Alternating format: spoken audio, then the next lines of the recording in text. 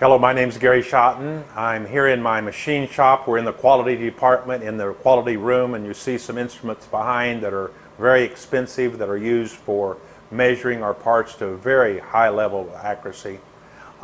Today I'm going to talk about effective delegation and how you can do that and the importance of it and how you're going to become dependent upon that to be able to learn that skill set. Well, recently I was in Africa, and as we came back we talked to some of our friends by Skype and WhatsApp, and they asked us some tough questions, and this was one of their tough questions. An individual there wanted to hire, it was a large operation, it was an egg operation. They had 20,000 chickens, he had his family working for him and a lot of workers, but he wanted to know how to effectively delegate some of the responsibility.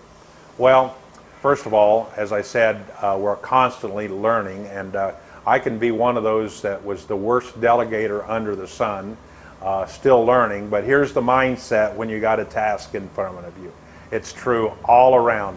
Every continent I'm talking, every person I'm talking about in leadership, they're saying to themselves, well, I can do that better. I cannot find somebody that's going to do it as good as I can do it, or I can't find anybody that'll do nearly as fast as I can do it. I'm really good at that. I'm really fast at that. I can't find anybody that'll do that, and I don't have the budget or the money to pay for somebody to do that, so I'm forced to do certain things and not delegate them, and those probably are all true. Well, if you don't learn how to master this, you're going to grow slow, and you're going to cap your business, and you're not going to grow to the level that you would want to in business, I think, and you're going to end life with everything revolving around you as a person. If you're not there to open up the door and make sure everybody's here on time, and you haven't delegated down anything to anybody to sweep the floor, you haven't trained and expect somebody to do other things, you're going to end up your life and your year and your month tired and not very prosperous. And so you've got to think about how to do this if you're going to grow and have a larger company than just you, yourself, and I. That's how they say that. So, well, it starts with, in my opinion, your mindset. Are you content to what I would call the worker bee? You know, the worker bee. Now, keep in mind, I have done all of these things. I have worked for other people, and I was the lowest guy on the totem pole, and so I'm not saying that somebody's better just because they're the boss. I'm saying that normally they've earned that right because they've done those things previously in their business or life, in their work life, and now they've theoretically gravitated to a leadership position. Some people gravitate beyond their level of capability, so no matter what they do, they come to a level that they're pretty good at, and you advance them one more step and they're terrible. So you got to watch out for that. But you personally have to think to yourself, am I going to make a change? I mean, you know, everything we talk about is mind changing. Can you change your thinking? Can you change your approach? Are you willing to make those changes? I'm like trying to lose a little bit of weight, so I got to change what I eat. I don't like that. I like food, but I have to change because I like the result of that, not the process getting to that level. So just ask yourself, you know, are you serious about this? Are you willing to change? Are you willing to make something different happen? Are you willing to make a mistake or two in the process, getting there, delegating to somebody? I'm going to tell you a story that was heart-wrenching for me because it cost me a lot of money after I delegated. It hurt. Well, I learned from that, and here I am. I'm still going. So you ask yourself, where are you at in that? Are you willing to think different, look at the big picture, overlook previous failures? Are you willing to try again? You got to ask that. Well, when you're looking for someone to promote, and this is my discussion with my gentleman friend from Africa, I said, you know, the first thing we try to do is look from within the ranks of the people that are already working for us.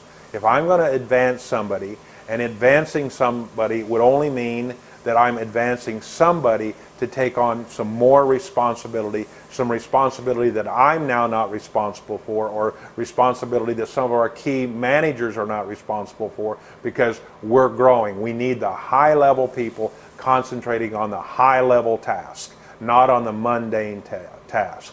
And so there's a tendency to go and say, well, we'll go outside our corporate structure, our employment group, and we'll find somebody. Well, you might think about that. You could, obviously, and it happens, yes, but almost every one of our key people came to us with the attitude they were willing to do whatever it took in our company, and they actually started at a level quite a bit lower than where they're at right now. I mean, we're talking about pay reviews now where we looked at somebody that was paid a certain amount 7 or 10 years ago when they came to work for us, and they're paid double that now because we've had 5% raises, that kind of thing. And so, but where are you going to find these people? Look first within your current ranks, if at all possible. You know, a new person coming in has new ideas. They have a new format. They have we call it baggage sometimes. Now, again, you will need to go outside and find some people, so I'm not saying exclusively just look first within your own ranks. You might be surprised that you've got a sleeper in there, somebody that's really not that sure of themselves. They're diligent, they're working hard, they have finished tasks that they're currently doing, and they may not even have the confidence, but if you work with them, they may become and probably would become your very best delegated person that you could delegate more and more to them. Spoon feed the delegation spoon feed the delegation to them. In other words, don't dump a whole bunch of stuff on them at once. This is just common sense. You got to let them get their feet under themselves. They got to know what they're doing. They have to have the ability to grasp and do the task that you ask them to do. Promote faithfulness, not ability. If you find somebody that's extremely able, great. Then try to determine whether they're going to be faithful to you, because you can lose a lot of time starting and stopping with the wrong person, starting and stopping. Another thing about delegations is I try not to come up with just a whole stinking set of rules that are confined somebody that I'm helping to pass something on to them. The biggest key, if you want to know, is creating systems and processes. You see, in delegation, if you just say, do it your way, you're probably not going to be pleased with the end result. But if you say, let's together create a system or a process that you can follow, and it would create a repeatable end product, and we know what we're going to get at the end of this process. That's what a process is. You can predict the end result with some degree of accuracy, some degree of tolerance, and some degree of a window of acceptability. And so then you work together and say, hey, if to get to this point, here's the steps we need to do. This is what I've learned. Well, I'll tell you a horror story and then we'll close. I was a young man in my early management career, and I had a moving and storage company. And I found a guy at my church that I thought, this is perfect. He's got lots of experience. He's really better than I am. And his wife needed a job too. So it was my wife and I and his wife and him, and we are 4 of us. We're going away.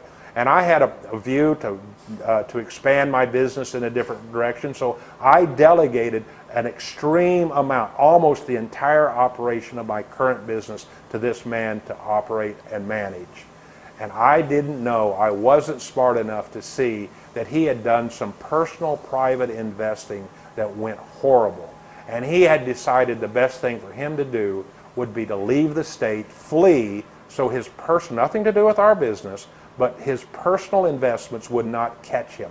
He left. The problem was he didn't have enough money. So since I delegated him to be able to write checks and to be able to manage my business, he had check writing ability, and he promptly wrote himself 3 or 4 checks that added up to about $15,000, went down at the bank, cashed them. Now he's got $15,000 of my money, and he hires my own workers since we're in the moving business, and I come back on Monday and he's already in another state about 800 miles away, and I'm stuck.